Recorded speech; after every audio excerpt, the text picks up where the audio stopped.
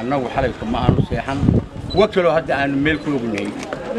oo jiraana waa jiraan hadda waardiya ciidanka ay noo horfadhiyo ayagana waa keenaynaa waxaan saxaafadeena ugu yeernay iyo wartooraha gobolka dalka inaan aragtaan inaan ka shaqaynay meel shaqo ka socoto inay tahay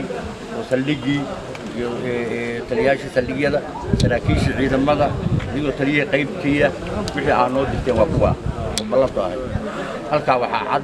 ilaahay ballantiisa inaanu qaadnay saakana aanu ka soo baxnay waxa iyo wax la mida iyo kuwa kale iyo kuwa hore aad ogtihiin iyo kuwa gacan ku dhiglaa iyo gaadiid iyo bateriyaasha soolarada oo 6 bilood 3 bilood la guranayay oo aanu keennay halin baa ayagana kiiskooda inaga maqano meel ku maqan yahay ayagana inaan saas oo kale u soo bannaan dhigno inaan maxkamad geyno inaan sharciga soo taagno waxa iyo wax la mida waanu ballan qaadno waxaan nidhi ilaahay ballantii waxaanu ku galnay inaanu dalka iyo dadka intaba u shaqaynay reed askaydiina tagaas waxaanuna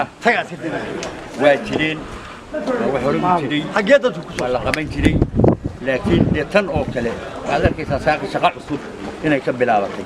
waxaas iyo wax la mid hadii la keenayo waxa dareemaysan in shaqo waxaan ku soo dhaweynayaa